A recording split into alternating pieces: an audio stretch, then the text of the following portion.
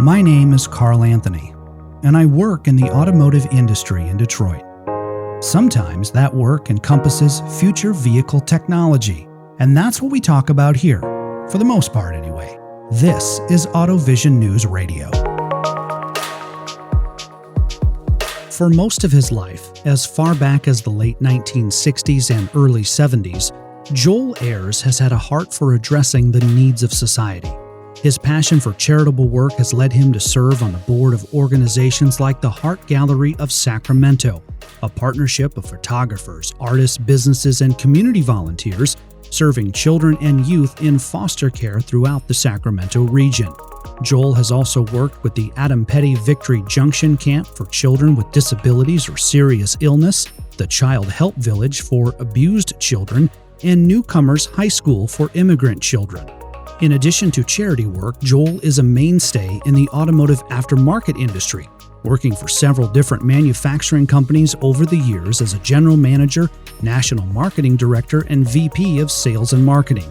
Joel later served on the SEMA Board of Directors and launched SEMA Cares, which oversees all of SEMA's charitable activities. Likewise, Joel also served as the chair of the SEMA Memorial Scholarship Committee.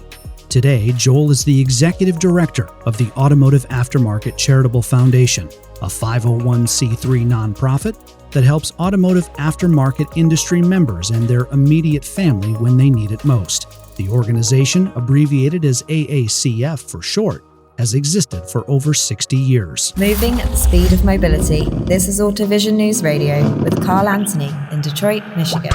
I had the opportunity to talk with Joel about AACF, during which he shared more about his passion for charitable work and how surviving cancer reinforced that passion. You will hear Joel mention another name, Jamie, and that's in reference to Jamie Levin of J. Levin Communications. Jamie is working with AACF on a number of initiatives and introduced me to Joel. We recorded this podcast episode on Monday, October 23rd, 2023. Just one day after the Baltimore Ravens mopped the floor with the Detroit Lions 38-6. Now, this is important because Jamie is a Baltimore Ravens fan and I'm a Lions fan. So as we sat down to record, football talk naturally was the first order of business. Jamie was kind. She said she felt my pain. And Joel shared more about the teams he loves. I'm a Kansas City Chiefs and a San Francisco 49er fan, but I'm glad to see Detroit finally. I love Barry Sanders, and I wish they would have done that while he was there. It's good. I grew up a Joe Montana fan originally, so I was a San Francisco 49ers fan, and then by proxy, a Chiefs fan. Yeah, well, that was funny when I moved actually from Kansas City to the Bay Area. And it was right the year before they traded Montana, or he went to the Chiefs. And everybody said, well, what made you come to California? And I said, well, they traded Joe Montana for me. So that's They did. They did. And it was a good trade, I would say. There it was. Yeah. When a member of the automotive aftermarket industry experiences a life-altering event, the AACF is there to provide support. Life-altering events can include, but are certainly not limited to, medical emergencies, illness or death, natural disasters, and financial hardships. We're the only charity that specifically helps people in the automotive aftermarket. So we're working with our own. Lots of great charities out there. I've been involved in a lot of them, but at the end of the day, they're helping a wide variety of people, and some of those may be our own industry members, but we focus only on our industry or only on our industry families. That's the main thing that sets us apart from other charities out there. It was started by some gentleman on the East Coast that one of their colleagues had a long battle with cancer and passed away. They wanted to help his widow who had never been employed, and they'd used up all their insurance, etc. So they got a group of people they knew, some aftermarket retailers and distributors, and started the foundation. They actually rekindled it from a foundation that was started by the Pep Boys originally, but then it had kind of gone dormant, and these guys started it back up again. So the founding person of that, Don Schlinger, just passed away last year at 101 years old, and was, other than his body failing him, his mind was brilliant. was a very active member of the board right up to the end. On the AACF website, aftermarketcharity.org, and I'll leave a link in the show notes, but on the AACF website, you will see 3 programs highlighted: the Champion Program, eBay for Charity, and the Awareness Program. So first of all, the Champion is our donors that give $25,000 or more every year. And we have several of those that have been long-time supporters. We have one gentleman that's actually how that program started, had given us $15,000, and which at that time I think put him at the platinum level. And he said, "Do you have anything higher than that?" And I said, "No, but we can create something if you want to." So he said, "Well, I'll give you another $10,000 if," and that's how the Champion program came about. I love it. Yeah. And but the eBay thing, you can direct some of your sales towards the Aftermarket Foundation. Some members put products on there, and the monies went to the AACF. The last one, the Awareness Partner Program, we're here to help people, and that's what we want to do mostly. And it's letting people know we're here to help them. We don't have the staff or the budget to do some big time advertising and marketing. So the best way we can do that is if companies become awareness partners. And actually, Jamie's been working on kind of revamping that program. And what that basically that is they put posters in their break rooms, in their newsletter. They let their employees know that, hey, if you're suffering from something and need some help, this organization is here. That's what we probably right now we get probably 90% of our recipients that we help would come from that program, as well as somebody knows somebody on the board.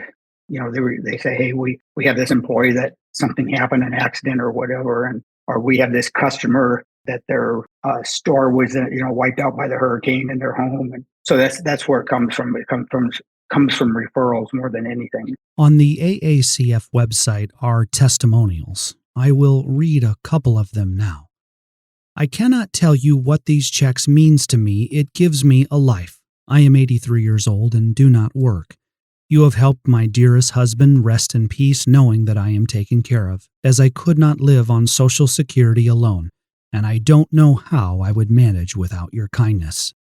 The second testimonial, and I quote, "Your generosity has kept me, my wife, my 9-year-old daughter, and my 12-year-old son safe in our home for another month. Without your help, we would have certainly failed. I hope that when I get back on my feet, maybe I can donate time of some sort to your foundation to show my appreciation.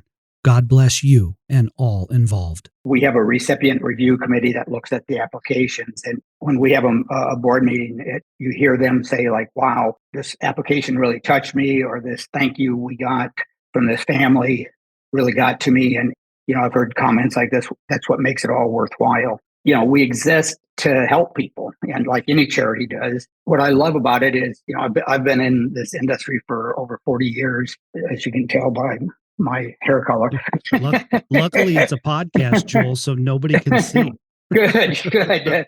But I get reminded, my lady reminds me that she says, at least you have hair. So that's, I can say for me, it's giving back to an industry that's been very good to me. It's supported my family. It's created great friendships I've had, and it's a way to give back. So when some of these people that helped us build our companies or helped us build the industry get into a situation where they need help, that's what we do. And that's what makes it all worthwhile. With the exception of one full-time and one part-time staff position, AACF is run entirely by volunteers from the automotive aftermarket industry.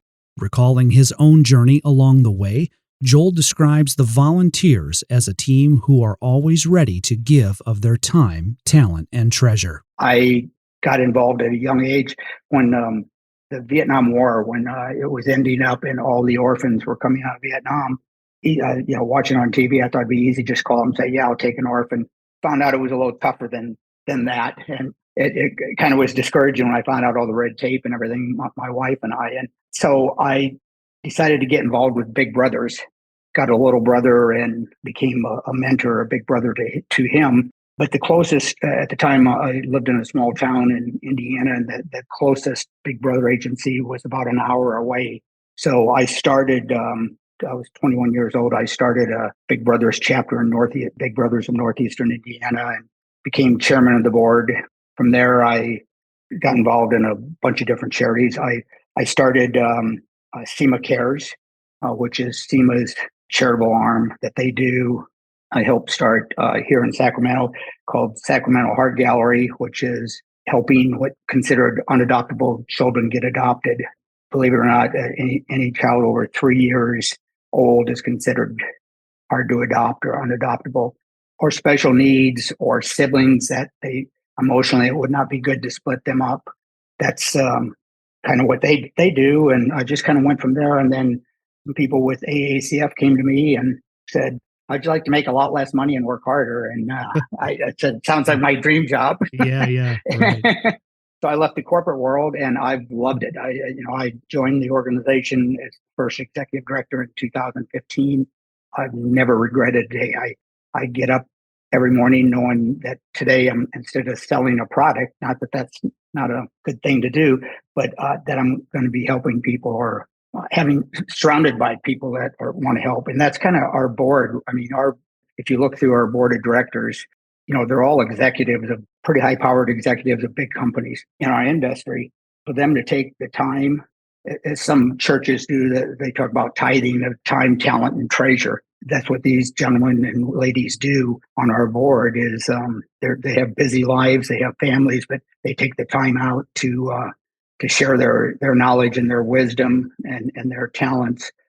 Joel, I can imagine along the way, as I hear your story, that along with the goodness and the kindness are moments of hardship and hopelessness. And when you experience that heartbreak, how do you reconcile that? How do you continue on? How do you get up the next day and go forward? With the foundation or with the other charities I've been involved with, I used to chair the SEMA Scholarship Committee. And you'd get some of these people that want to further their education and their lives in our industry, in the automotive aftermarket. You read their stories, and while it's some of them are depressing, whether it's Heart Gallery or SEMA Cares or AACF, there's so many heartwarming results that happen because of the stuff we do. And it's tough. I worked with Child Help, which is for abused children.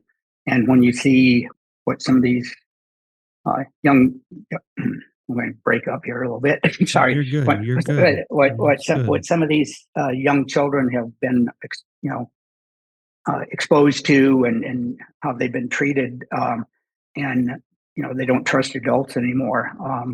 But then when you get to the other side, the results of what all these charities do, then it makes it worthwhile. Or I'm a cancer survivor. And so I know what it feels like to, get that first diagnosis and then how to get through it. And just this month, I've had 4 industry friends in our industry here come down with cancer diagnosis. And there's a lot of need out there and it's unexpected. You think you're going through life, you're enjoying your family and everything. And all of a sudden, boom, you get hit with something. And what was it like when you received your diagnosis? Take us back through that. When I got the phone call after my test, I was kind of shook up. But I did one thing.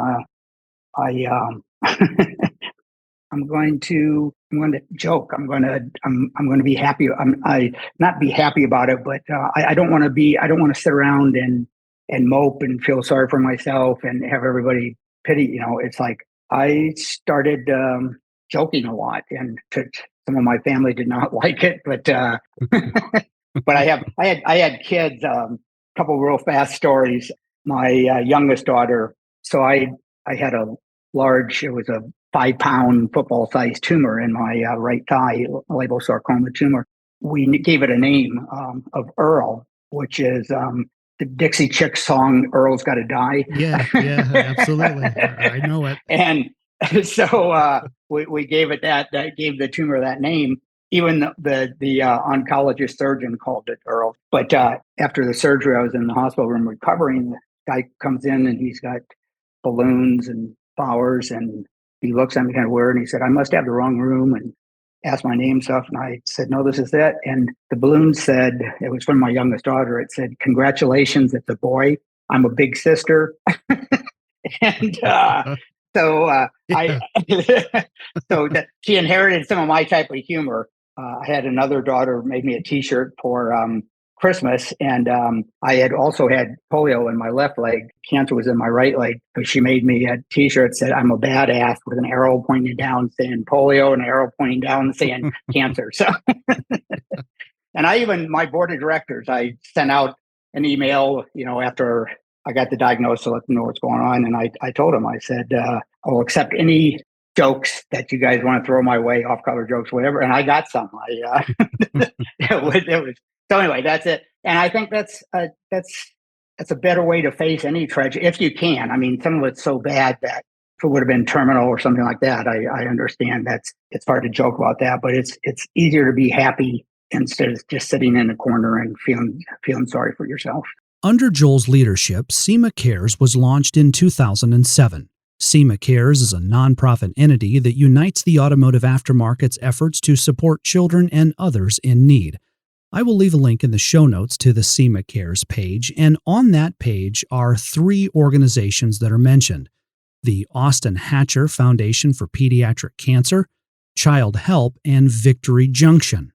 The Austin Hatcher Foundation for Pediatric Cancer provides services to children with cancer and their families through industrial arts therapy, diversionary therapy, psycho-oncology, and healthy lifestyle education.